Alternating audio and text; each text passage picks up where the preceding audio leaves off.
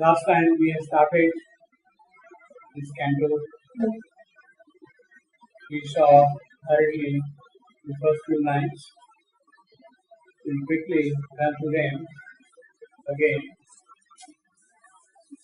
All is too little that a world can give.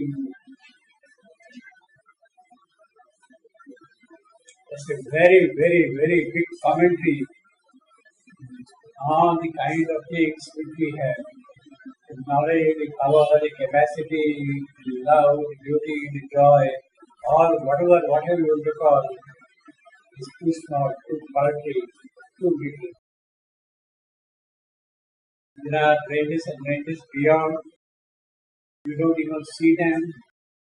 If you see them, you don't even attempt to climb them, but they are there. Now, this is all in the context of Ashtapati.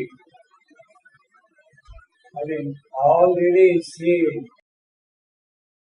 the transcendental manifestation, not only the cosmic, but even as if the transcendental manifestation is something which cannot give, it does not give what we should really give. That is what it means. See, we have got everything today. Internet, vast door has opened out for us. Our flights can reach great heights in the skies, go to Mars, go here, go there. In the Ramayana, there is a very beautiful description of 7 kinds of birds. Sparrows, little birds, they say they will fly only up to this side. Parrots will fly up this side. Other birds will fly up this side. The eagle will fly the topmost height. 7 types of birds. Eagle will be the highest height. Now, of course, our satellites can go even far beyond the flight of eagle. Yet, all this is too little. Too little. We have no idea at all kind of ranges, the kind of possibilities which come into manifestation. So he is opening out a totally new dimension by speaking all is too little that the world can give. His power and knowledge and gifts of time. Even if they come, they are here today, to go away tomorrow. All the great achievements in the past ages, they have disappeared. Something new has come, all right, but then they are receded into the past and cannot fill the Spirit's sacred soul, the Spirit's sacred thirst. That is the most important. The Spirit is longing for something which is beyond all this manifestation. This manifestation is not sufficient for it. It knows, it has a kind of intuition, idea, feeling that there are still things beyond. What does that mean? Sacred, something very pure, something holy, something desirable, something auspicious. It is that which must come into manifestation. That must get expressed itself here in this world, in our life, in every activity. That is secret third of the Spirit itself. Secret third. It may not know it directly, but it is there working out the world. In other words, the Spirit is here not only to express and promote things which are already present here, but also to bring into manifestation things which are not yet present, which are only potential. is only present in the absolute. It is those things from the absolute, they must come here into expression. That is the sacred thirst of the spirit. Yes, all this is wonderful, glorious, etc., beautiful, joyous, but then the infinite is really infinite, more and more infinite. What about them coming into the play here? That is the sacred thirst in spirit. And because little that the world can give,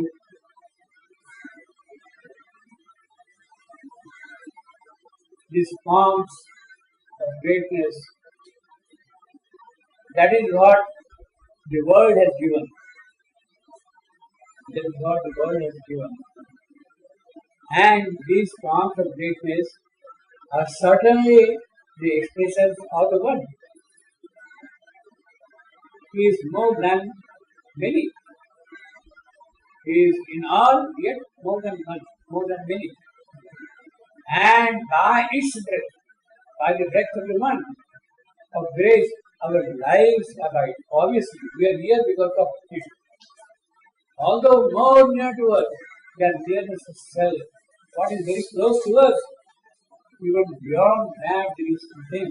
It is some utter truth of what we are. It again, that one, the utter truth of what we are, obviously. Now, although more near to us than nearness, in the Isha Upanishad, it is very beautiful description. See, he said, it is close and close and close, yet it is far and far and far. Simultaneously, it is very close to us, yet it is very far. Simultaneously, it is nearness, a closeness is there, yet it is far. So this is a kind of an echo of the Isha Upanishad. Nearness, it is some utter truth of what we are, hidden by its own words. It seems far off. It has concealed itself. His own work has concealed it. Prakriti has produced something which has kind of covered up. It is the Prakriti. It is some utter truth of what we are, hidden by its own words. It seems far off. Therefore, it is seen. It is not really. Because we are not aware of it, therefore it seems far off, impenetrable, awful, voiceless, obscure. See, he is piling up adjective, four adjectives. One of the beautiful examples of piling up of adjectives, actually five. It seems far off, hidden by its own words, it seems actually five adjectives. Far off, impenetrable, awful, voiceless, obscure. It does not speak. It cannot be penetrated. It is offered, kept secret, ruled by its own words. It is offered by its own words. Obscure, as I told last time, obscure does not mean black, oblivion. It means that it is unknown to us. It is obscure to us. It is not, that one is not obscure. It is obscure to us. The presence of lost, by which all things are lost, because it is obscure to us, because it is voiceless to us, because it is impenetrable to us, because it is far off from us. It is so far off that it cannot be lost. The presence of lost, by which all things are. How that presence was lost? By its own words. The presence was lost by its own words. Its own words. Whose words is that? Prakriti. Nature. Prakriti. The presence is lost because of power. Prakriti. Executive force. Because of her work, the presence is kept behind. The glory lack of it, they are dim and silent. They all things. All things are dim inside. The world lived on made empty of its power.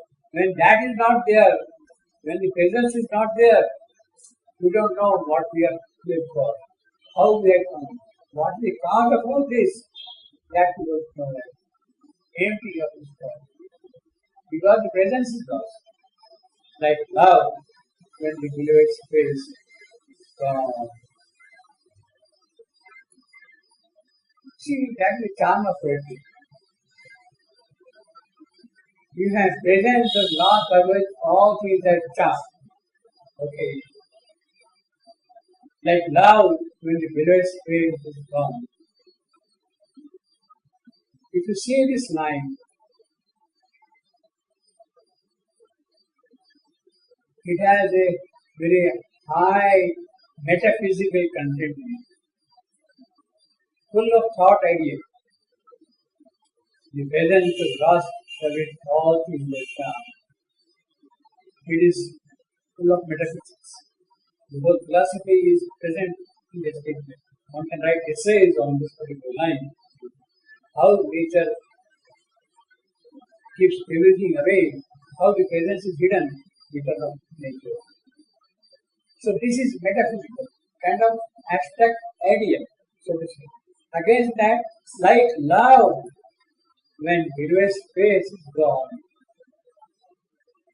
it is something very sweet, something charming, something very affable, pleasing. So the poetry, you have got a metaphysical statement, you got a lyrical poetic statement. What is in this line as a metaphysical statement? The same thing is here in the lyrical form, in the metaphysical, in the language of sweetness. So that is the combination of poetry. It does not go into abstract ideas. It also brings a living breath in the poetry. Like love, when the beloved's face is gone. Now, love is capital, beloved is capital. It again shows the purposeful operative dynamism of the power standing in front and the presence standing backward. Presence is standing backward and the power present in front. Purposeful face is gone from the presence. Love stands for presence. Beloved stands for power presence. Like love when the beloved's face is gone. Therefore, capital L, capital G.